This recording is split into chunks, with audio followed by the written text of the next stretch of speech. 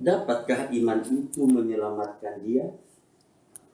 Jika seorang saudara atau saudari tidak mempunyai pakaian dan kekurangan makanan sehari-hari, dan seorang dari antara kamu berkata, "Selamat jalan, kenakanlah kain panas dan makanlah sampai kenyang," tetapi ia tidak memberikan kepadanya apa yang perlu bagi tubuhnya, apakah gunanya itu? Demikian juga halnya dengan iman.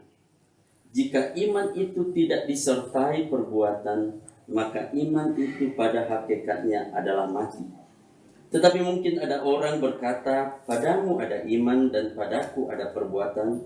Aku akan menjawab dia, "Tunjukkanlah kepadaku imanmu itu tanpa perbuatan, dan aku akan menunjukkan kepadamu imanku dari perbuatan-perbuatanku. Engkau percaya bahwa hanya ada satu Allah saja, itu baik. Tetapi setan-setan pun juga percaya akan hal itu, dan mereka gemetar." Baik Bapak Ibu Saudara yang terkasih dalam Kristus Yesus, kita sore hari ini merenungkan mengenai bagaimana iman yang benar. Iman yang benar. Karena kenapa saya katakan iman yang benar? Di muka bumi ini, kecuali yang berkata memiliki pemahaman ateis, dan itu pun keateisannya itu adalah imannya. Artinya dia memiliki keyakinan tidak ada Tuhan. Artinya setiap apapun yang menjadi keyakinan masing-masing orang atau masing-masing kelompok, tentu ia beriman seperti apa yang diyakininya itu. Nah, untuk kita perlu memahami bagaimana iman yang benar. Kita baca tadi, iman tanpa perbuatan pada hakikatnya adalah mati. Di ayat 19 dikatakan, kamu percaya hanya satu Tuhan, itu baik. Tetapi setan-setan pun katanya percaya akan hal itu. Jadi Bapak Ibu Saudara yang terkasih, secara simbolnya, ketika ada orang beriman tetapi tidak diikuti perbuatan, dia artinya itu hanya pengetahuan saja, hanya ucapan di mulut saja. Firman Tuhan menyamakannya atau menyetarakannya sama seperti setan atau simbolis. Karena simbolis sebenarnya percaya bahwa ada Tuhan. Tetapi yang menjadi kendala bagi simbolis ini, dia tidak punya kesempatan untuk bertobat. Karena dia membangkang kepada Tuhan pada posisi yang sempurna, yaitu membangkang di dalam sorga. Dia sudah memiliki tubuh roh, dia bersama-sama dengan Allah yang adalah roh. Dia ada di dalam sorga, tempat yang maha kudus. Tetapi disitulah kemudian dia membangkang. Dan tidak ada pengorbanan bagi dia, sehingga dia kemudian bertobat. Nah, Bapak Ibu Saudara yang terkasih dalam Kristus Yesus, mungkin sekitar 15 menit ya. Bukan hanya kulit kita kupas nanti, tetapi amat isi-isinya kita kupas supaya kita mengerti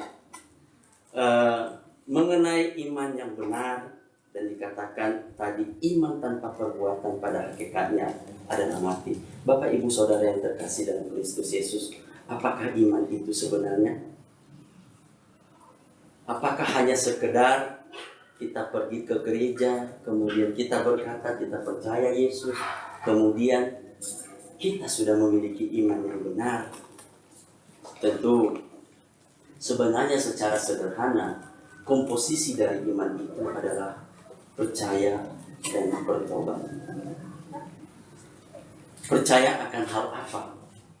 Banyak orang percaya mengenai, atau banyak orang percaya akan pribadi Kristus. Banyak orang sekarang ini berbondong-bondong. Ketika ada undangan, ada ini disebarkan brosur-brosur, datanglah beramai-ramai katanya, Gelora Bung Karno dipenuhi. Yang dari luar sana juga ramai-ramai juga. Yang mau dikejar apa? Kesembuhan jasmani. Dan mereka katanya percaya pribadi Yesus itu sanggup melakukan mukjizat. Apakah ini iman yang benar? Hanya sekedar butuh kesembuhan secara jasmani. Tentu Bapak Ibu Saudara yang terkasih dalam Kristus Yesus, beriman secara benar tadi saya katakan secara singkat, percaya dan bertobat.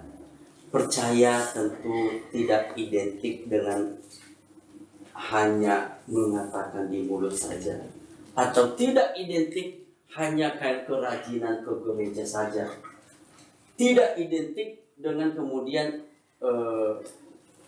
bagi orang yang penting punya duit, menyumbang sana menyumbang sini.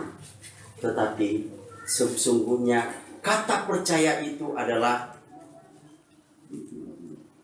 satu komitmen dalam diri pribadi seseorang, percaya Yesus telah mati baginya di atas kayu salib. Bukan hanya percaya Yesus adalah Tuhan, setan juga percaya akan hal itu. Tetapi yang menjadi tolok ukur kita ini iman yang benar ini iman yang benar atau tidak. Ketika kita mengambil keputusan yang benar, ada transaksi rohani. Ketika kita mendengarkan Injil yang benar, atau kita sudah ada di dalam Injil, tetapi kita mungkin belum mengambil keputusan yang satu ini. Mengambil keputusan berkata secara pribadi kepada Tuhan, betul Tuhan, aku orang berdosa yang seharusnya dihukumkan di dalam neraka.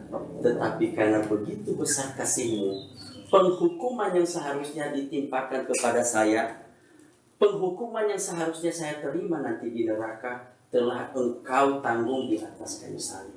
Jadi sebenarnya Bapak Ibu Saudara yang terkasih dalam Kristus Yesus, kita diselesaikan dosa, banyak sekali istilah-istilah yang kemudian sering kita dengarkan di gereja, kita dicuci, kita dibasuh. Seberapa banyak darah untuk membasuh itu? Karena darah Tuhan Yesus hanya tercurah pada saat itu kematiannya di atas kayu salib. Sesungguhnya kematian Kristus di atas kayu salib adalah kehendak Tuhan sejak pada mulanya. Di dalam Kejadian pasal 3 ayat 15, ketika Tuhan Allah mengkonfrontir simbolis yang disimbolkan dengan ular, ada Adam dan Hawa. Allah berkata, kenapa kau makan Adam? Adam berkata, perempuan yang Tuhan taruh di samping saya, katanya. Artinya Adam saat itu menuduh Tuhan, menyalahkan Tuhan. Tuhan sih taruh, coba tidak taruh Hawa di samping saya. Saya tidak makan itu buah. Bukannya koreksi diri, dia tuduh. Ditanya si Hawa, ular, iya yang menggoda saya. Kepada ular tidak ditanya lagi, tetapi kepada ular Tuhan berkata, karena engkau sesatkan perempuan ini, aku akan mengadakan permusuhan antara engkau dengan perempuan ini. Keturunan perempuan ini akan meremukkan kepalamu, dan engkau akan meremukkan tumitnya. Keturunan perempuan, secara spesifik dikatakan keturunan perempuan. Dan ini adalah disebut di dalam di dalam teologia, ini adalah Injil yang pertama. Proto-evangelion. Injil yang paling pertama. Apakah itu Injil? Injil adalah kabar baik. Kabar baik tentang apa? Tentang penyelesaian dosa manusia, tentang cara manusia masuk surga. Jadi sejak pada mulanya Tuhan telah merencanakan kedatangan Tuhan ke dunia. Untuk apa? Mengapa Tuhan harus sebegitu menderita di atas kayu salib? Yaitu mengambil posisi kita sebenarnya. Itu sebabnya kalau kita mau terimplementasikan dalam kehidupan kita itu penebusan, pengorbanan Tuhan, kita harus mengambil tindakan secara pribadi dan berkata kepada Tuhan, betul Tuhan, aku menyesali, aku ini orang berdosa yang seharusnya dihukum. Tapi karena begitu besar kasih-Mu, Engkau telah rela menggantikan aku disalibkan, dihukumkan di atas kayu salib. Jadi Bapak Ibu Saudara yang terkasih, percaya bukan hanya sekedar pergi ke gereja, percaya bukan hanya sekedar berkata percaya kepada Yesus, tetapi memahami, merenungi dengan amat sangat hal ini, bahwa Yesus mati ganti saya, dan saya harus bertobat. Artinya saya harus hidup bagi Kristus. Dua kata ini adalah satu paket. Percaya dan bertobat. Orang berkata percaya saja, itulah yang kemudian dipertanyakan oleh Yakobus. Tuhan memberikan inspirasi kepada Yakobus untuk menuliskan hal ini, untuk kita pelajari hari ini, untuk dipelajari, untuk diajarkan di dalam jemaat-jemaat Tuhan agar imannya bertumbuh menjadi iman yang benar. Karena kenapa Bapak Ibu Saudara yang terkasih dalam Kristus Yesus, Tuhan Yesus telah mewanti-wanti. Ada iman-iman yang melenceng, ada ajaran-ajaran yang kemudian membelokkan kebenaran, sehingga kita berpikir kita sudah ada di dalam kebenaran, tetapi sebenarnya tidak.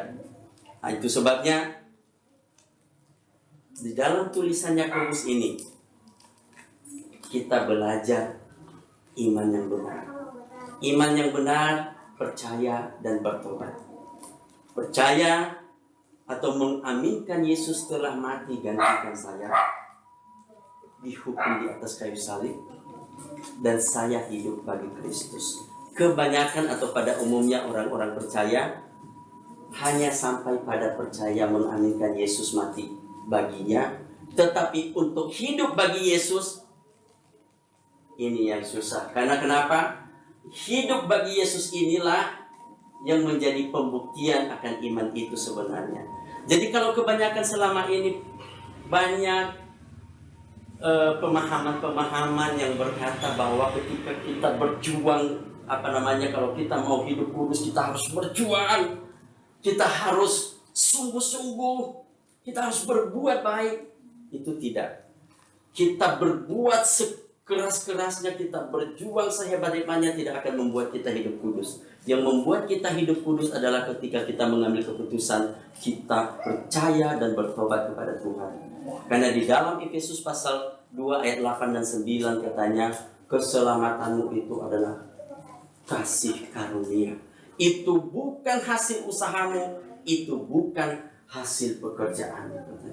Jadi kita dikuduskan, kita diselamatkan, kita beriman kepada Tuhan, yaitu ketika kita menyatakan saya percaya kepada Tuhan yang telah mati gantikan saya di atas kayu salib, dan sekarang selama saya masih hidup di muka bumi ini, saya mau hidup bagi Tuhan. Nah, mau hidup bagi Tuhan inilah yang kemudian menjadi inti di dalam apa yang kita pelajari saat sore hari ini. Hidup bagi Tuhan itu ada refleksi dari kehidupan kita. Apa yang ada di dalam itu keluar. Jadi kalau selama ini pemahaman orang percaya banyak sekali yang berpikir bahwa berjuang supaya kemudian bisa diselamatkan, itu adalah pemahaman yang keliru. Pemahaman yang benar adalah bertobat dan percaya. Pada saat bertobat dan percaya, katanya di dalam surat Ibrani, surat Paulus kepada jemaat, kepada orang-orang Ibrani, pada saat kamu percaya, katanya, kamu sudah berpindah dari dalam maut ke dalam hidup yang kekal. Sudah berpindah. Apakah nanti ketika kita mati? Tidak. Pada saat kita bertobat dan percaya sungguh-sungguh, kita sudah berpindah dari dalam maut ke dalam hidup yang kekal. Nah, pertanyaannya sekarang, bagaimana itu? Kita kan belum meninggalkan dunia ini.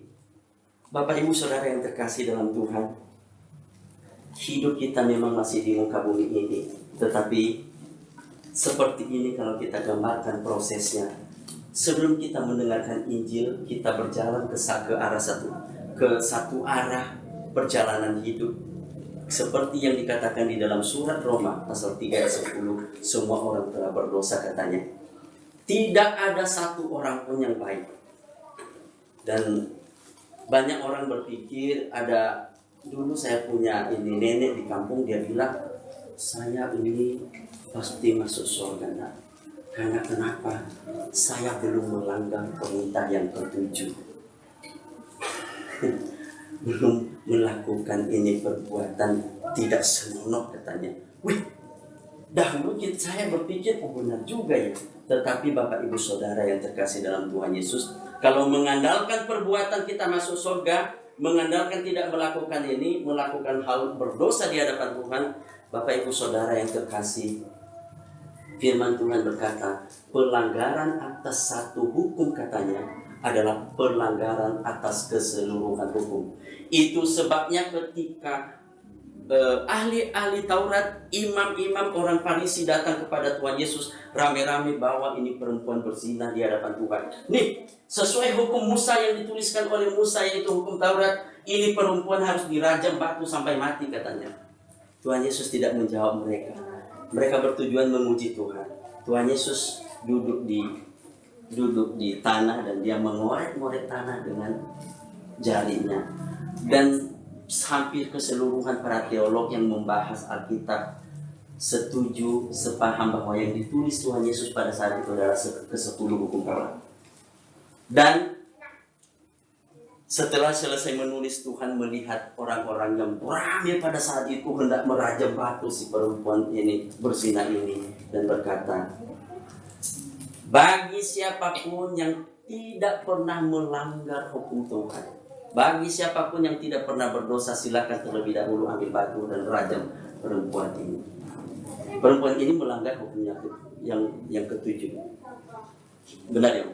Yang ketujuh ya, jangan berzina. Nah, mulai dari imam-imam, ahli-ahli Taurat, orang-orang Farisi, sampai anak kecil datang lihat satu persatu. Karena kan ada tertulis pelanggaran atas satu hukum adalah pelanggaran kepada keseluruhan hukum. Dilihat, saya juga seharusnya dirajam batu satu-satu meninggalkan arena pada saat itu. Ketika Tuhan Yesus menegakkan kembali matanya, dia melihat tinggal perempuan itu. Tentu bukan Tuhan Yesus tidak tahu pada saat itu, tapi dia sengaja dengan berbuat seperti itu. Dia mau melihat tindakan orang-orang ini. Dan dia bertanya kepada perempuan itu, tidak ada satu orang pun juga kah yang melempari Anda dengan batu? Tidak ada, guru, katanya. Kalau begitu, pergilah, bertobatlah, kata Tuhan Yesus. Pergilah dengan selamat dan bertobat. Jadi Bapak Ibu Saudara yang terkasih dalam Kristus Yesus, saya mau menggambarkan tadi bagaimana perjalanan hidup kita. Ketika kita hidup sebagai orang berdosa, perjalanan kita adalah perjalanan orang berdosa, dan ujung daripada kehidupan kita adalah neraka. Kita berjalan terus, dan perbuatan kita tentu perbuatan orang berdosa. Apapun yang kita lakukan, kecenderungan hati kita, perkataan kita, perbuatan kita, apapun yang kita pikirkan, kecenderungannya adalah perbuatan-perbuatan orang yang patut dihukum di neraka. Tetapi di tengah perjalanan kita mendengarkan Injil yang benar. Kita sering identikan mendengar Injil yang benar ini bertemu dengan Tuhan. Kita mendengarkan Yesus ada juru selamat. Yesus telah mati bagi setiap umat manusia. Yang perlu kita lakukan sekarang adalah percaya dan bertobat kepada-Nya. Kemudian kita mengambil sikap bertobat dan percaya, kita mengaminkan Yesus mati ganti kita. Kita hidup bagi Tuhan di muka bumi ini. Kita berbalik arah. Bertobat secara hurufiah artinya berbalik. Bertobat artinya berbalik. Di dalam bahasa aslinya metanoia, berbalik arah. Tadinya kita adalah orang berdosa, orang yang seharusnya dihukum di neraka. Kita berbuat seperti seluruhnya berbuat sebagaimana orang-orang yang harus dihukum di neraka berbuat. Ketika kita sudah bertobat, percaya, kita berjalan. Sekarang kita adalah orang, kewarganegaraan kita adalah kewarganegaraan surgawi. Sebelum kita masuk ke dalam surga, sebelum kita meninggalkan dunia ini, tentu kita masih ada di muka bumi ini. Kita berjalan terus. Dan dalam perjalanan inilah seharusnya kita melakukan perbuatan-perbuatan seperti apa yang dilakukan oleh warga kerajaan surga. Sampai pada saatnya nanti kita meninggalkan dunia ini, tinggal kita masuk di dalam kekekalan. Kita meninggalkan tubuh jasmani ini. Jadi Bapak Ibu Saudara yang dikasihi Tuhan, 5 menit lagi ya. Bapak Ibu Saudara yang terkasih dalam Tuhan Yesus Kristus, saat di muka bumi inilah kita menunjukkan iman kita itu melalui perbuatan kita. Jadi kita diselamatkan bukan karena perbuatan-perbuatan kita, tetapi perbuatan-perbuatan yang kita lakukan di muka bumi ini adalah sebagai bukti kita sudah diselamatkan. Jadi jangan sampai terbalik.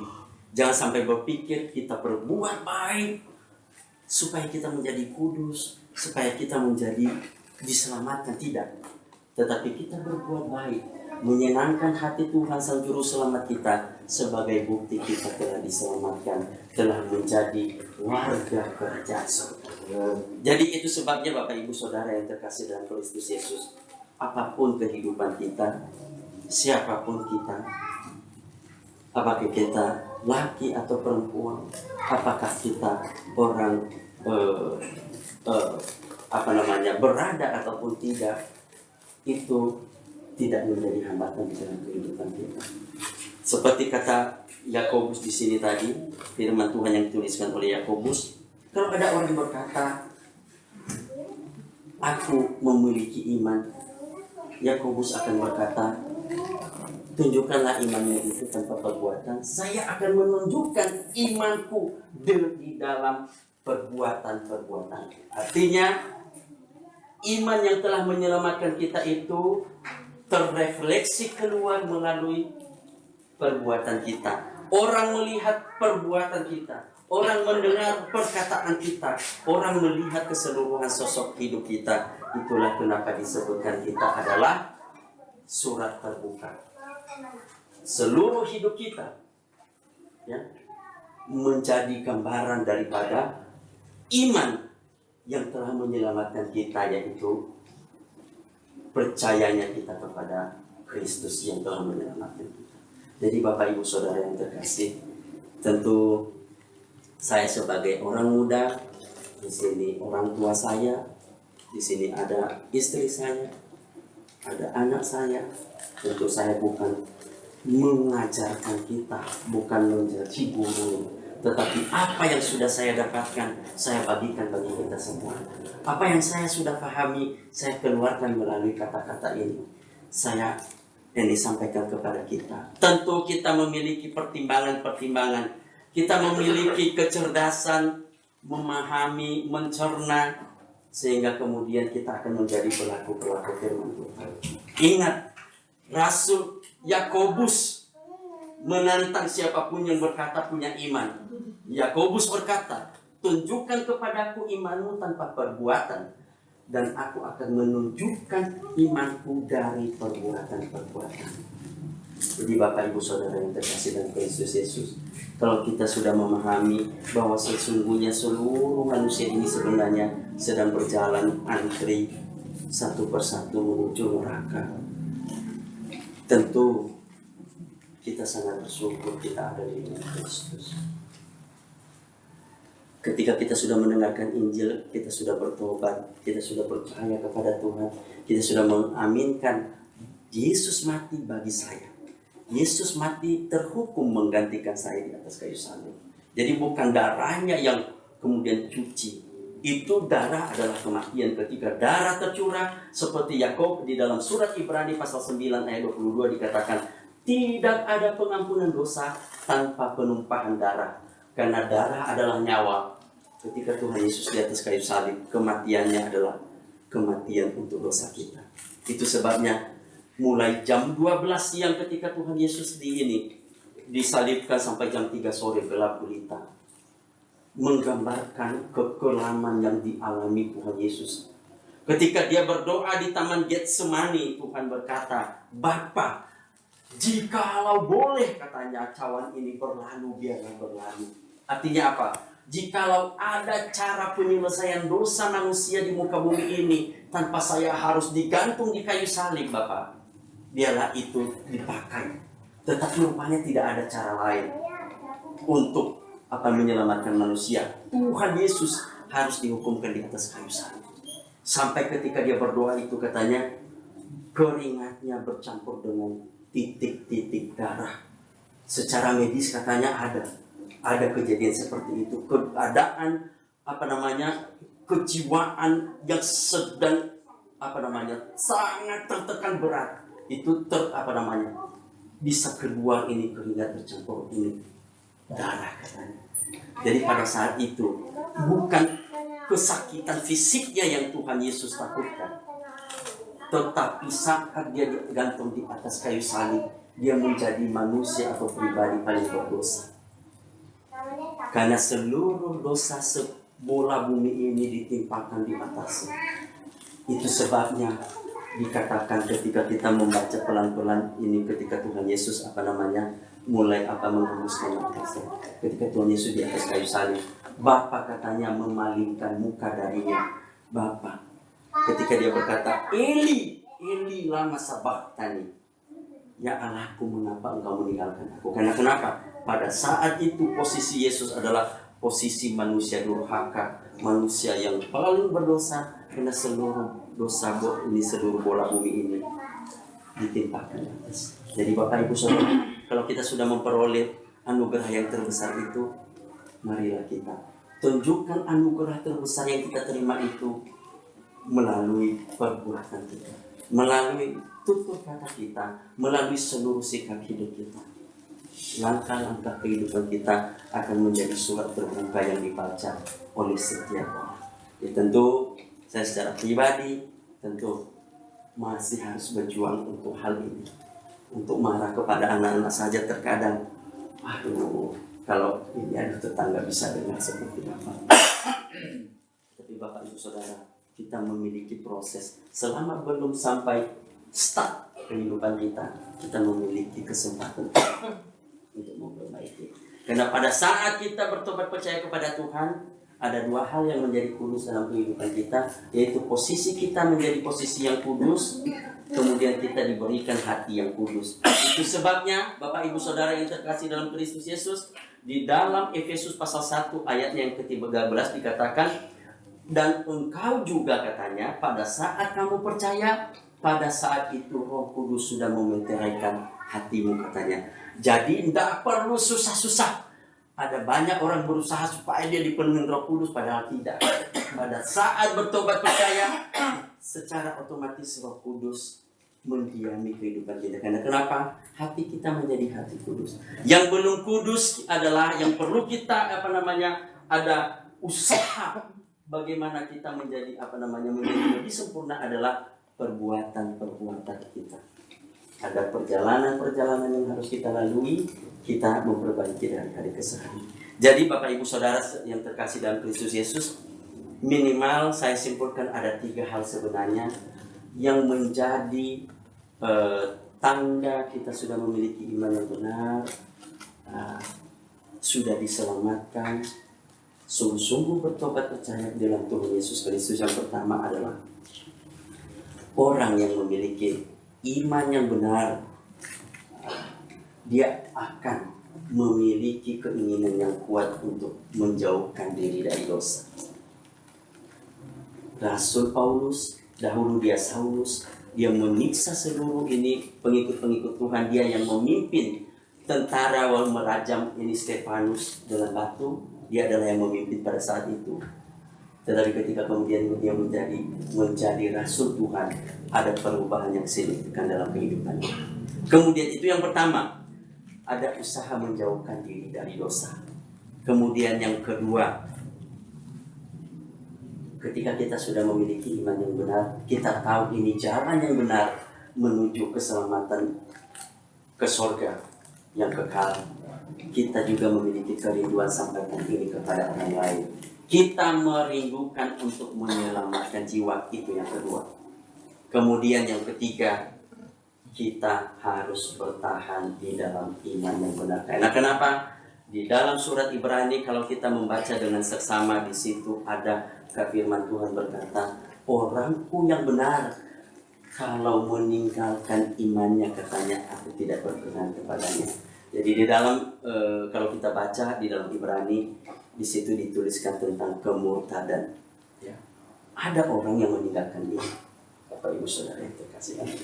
Jadi 3 hal ini ketika kita sudah ada di dalam iman yang benar, yang pertama tadi, kita memiliki keinginan yang kuat menjauhkan diri dari dosa. Artinya kita mau hidup menyenangkan hati Tuhan. Kemudian yang kedua, kita memiliki kerinduan, keinginan yang sangat kuat untuk menyelamatkan jiwa-jiwa.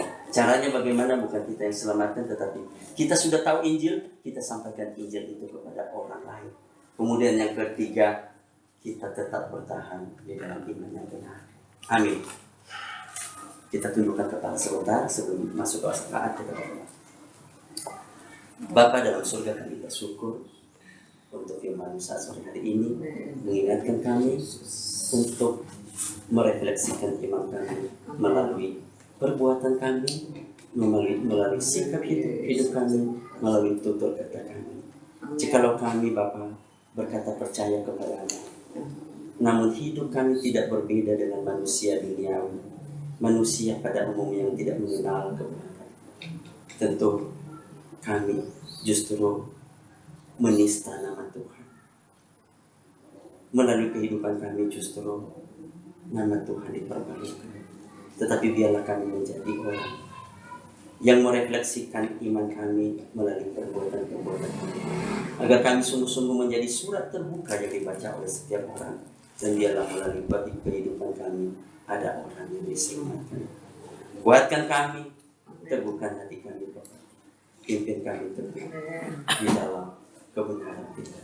Dalam nama Tuhan Yesus Kristus kami berdoa. Amin. Terima Tuhan, firman Tuhan yang sungguh luar biasa. Saya yakin dan percaya kita dikuatkan oleh firman Tuhan. Kita akan berdoa siapa? Sebelumnya kita angkat pujian. Tak usah takut. Tak usah. Tak usah takut.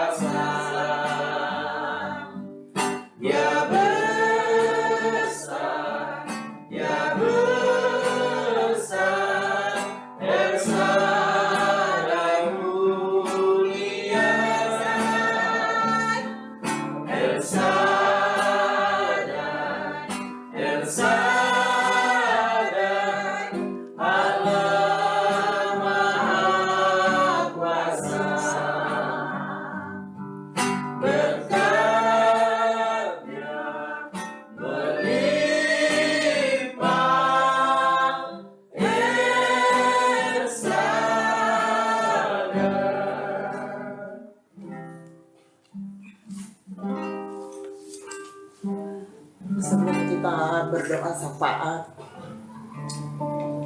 selama firman tadi Roh Kudus mengingatkan saya bahwa 10 hari yang lalu kita memperingati Jumat Agung.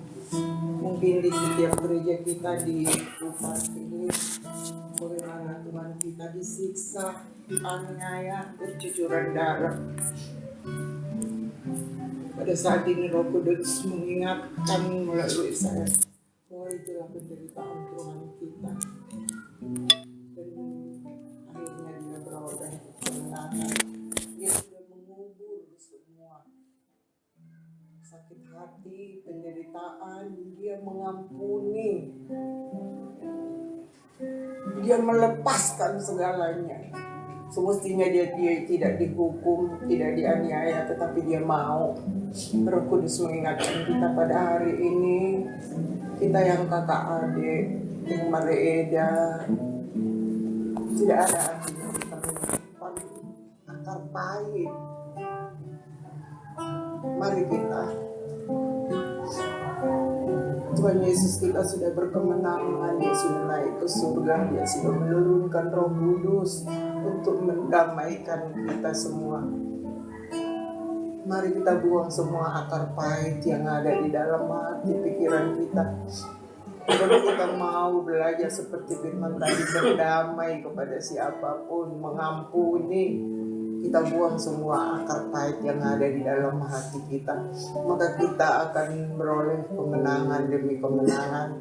Dan saya sudah melaksanakan ini walaupun tidak sepenuhnya, tapi saya melihat kuasa Tuhan yang tadinya juga saya tidak bisa akan hidup lagi seperti ini, tetapi karena karya Tuhan Yesus, apalagi kemarin itu saya sudah lihat nyata bahwa karya Tuhan itu luar biasa jika kita mau mengampuni saudara-saudara kita, mengampuni sahabat kita, mengampuni walaupun bukan kita yang bersalah. Kalau bisa kita mengampuni, berkat Allah akan mengalir atas kita sampai kepada keturunan kita. Mari kita berdoa. Bapa yang baik, kami bersyukur Tuhan pada sore hari ini Bapa. Kalau kami sudah mengadakan kebaktian bukan secara kebetulan ini Tuhan kami laksanakan, tapi karya penebusan Roh Kudus-Mu Tuhan yang mengingatkan kami supaya kami semakin dekat kepadamu, supaya iman kami Tuhan sesuai dengan karya kematian-Mu Bapa. Bapa di dalam surga, kalau selama ini kami Tuhan tidak memperdulikan, tidak beribadah, ampuni kami Tuhan. Dan pada saat ini kami sudah memulai ibadah ini Tuhan. Tuhan Yesus yang baik, segala dosa-dosa kami, pelanggaran kami, yang kami tidak mau mengampuni Tuhan, orang yang bersalah kepada kami sudah terkubur dalam Tuhan. Dan kami menjadi hidup baru seperti Engkau telah bangkit Bapa. Kami memiliki hidup yang baru Tuhan. Kami tidak akan memandang lagi ke belakang Bapa. Biarlah kami memandang ke depan karya Kristus yang luar biasa Tuhan dalam kehidupan kami. Bapa yang baik, kami serahkan punguan kami ini ke dalam tangan pengasihan-Mu Tuhan. Walaupun ini punguan yang kecil Tuhan, tapi kami kalau mengundang Engkau hadir, Roh Kudus-Mu hadir sekali sebulan di mana kami berkumpul, kami adalah orang-orang yang beruntung ya Bapak. Bapak yang baik, terima kasih Tuhan. Berkati kami semua Tuhan, anggota punguan ini Tuhan. Berkati Tuhan yang sakit Tuhan. Tuhan ajar kami Tuhan supaya kami berpengharapan penuh kepadamu Tuhan.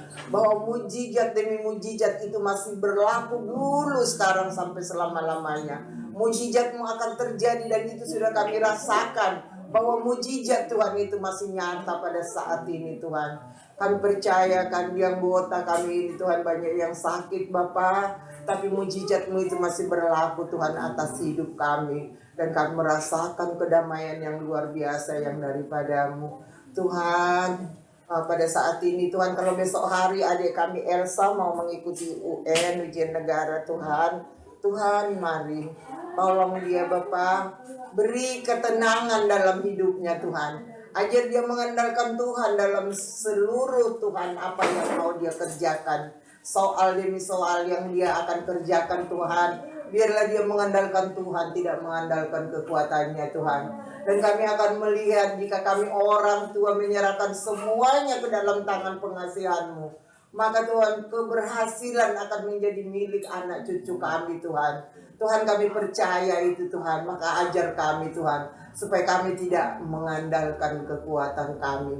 Oh, firman-Mu mengatakan terkutuklah orang yang mengandalkan kekuatannya, tetapi diberkatilah orang yang mengandalkan Tuhan. Itu terjadi atas kami yang kakak adik Tuhan di tempat ini. Kami klaim firman-Mu itu terjadi atas hidup kami Tuhan. Terima kasih Tuhan buat sore hari yang indah ini Tuhan. Tuhan, kami serahkan semuanya ke dalam tangan pengasihan-Mu. Di dalam nama Tuhan Yesus Kristus, kami sudah berdoa dan mengucap syukur. Haleluya. Amin. Di nama Tuhan, kita akan memberikan persembahan. Kasih gitarnya sama opung saya. Gitarnya kasih. Kita akan memberikan persembahan pada Tuhan. Kita akan pujian kita sungguh bangga Bapak.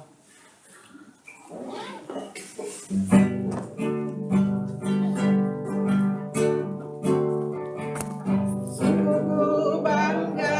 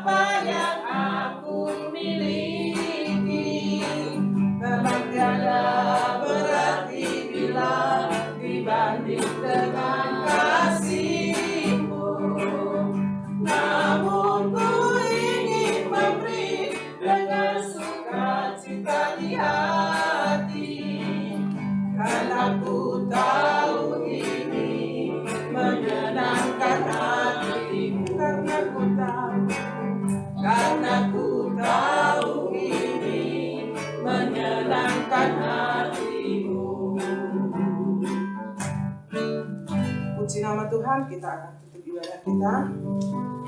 Kami minta kesediaan Alang Pardede menutup ibadah kita sekalian mendoakan bersama. Duduk aja duduk. Duduk bapak duduk. Duduk aja duduk. Kita kembali.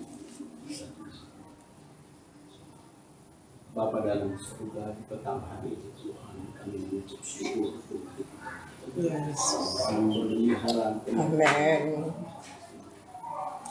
kami sudah memuji memuliakan Tuhan dengan pujian-pujian penyembah. Dengan dia berapa pujian kami menjadi kemuliaan, pengagungan dari Engkau. Amin. Kami tak semakin setia memuji Tuhan, dan kami sudah mendengarkan firman Tuhan yang menjadi kekuatan bagi kami. Jadi kami Tuhan bukan hanya pendengar yang setia, namun menjadi pelaku firman Tuhan. Kehidupan kami untuk pengiringan kami kepada Tuhan. Segala sesuatu kami serahkan pada kehidupan kami ini dalam tangan Tuhan. Sebab mengandalkan Tuhan sendiri adalah kekuatan bagi kami. Amin. Terima kasih Bapak. Sebentar kami bertobat bisa satu sama lain, pulang ke rumah kami masing-masing, jaga Tuhan sendiri dan memimpin kami dalam perjalanan kami, dalam berkendara Tuhan mengiring kami bahwa menjauhkan hal rintangan dari kami semua Tuhan, dan kami Tuhan untuk melakukan tugas-tugas kami ini nama Tuhan Yesus. Kami serahkan hidup dan kehidupan kami. Terima kasih Tuhan, kita ibadah kami, kita bersyukur dalam nama Yesus. Mari kita mengucapkan doa Aliyamanam. Aliyaman namin na dibandabigyang, sa pinagpaliyang magwarmo, sa Roma rajaonmu, sa sao malamuliram di banwatangosong di bandabigyang, layang matuhan sa darion mangulua siya pari, sa sama dosa namin sa huwag panesa namin, di dosa nilongan na magdosa tuhami, una kami tugiyo ti pangudyunan, balua mahami sa pangago, ay hono na po ng harajaon, do mahagugod, Rodi asangapon sa liling-liling na. Amen. Amin. Oras may nasa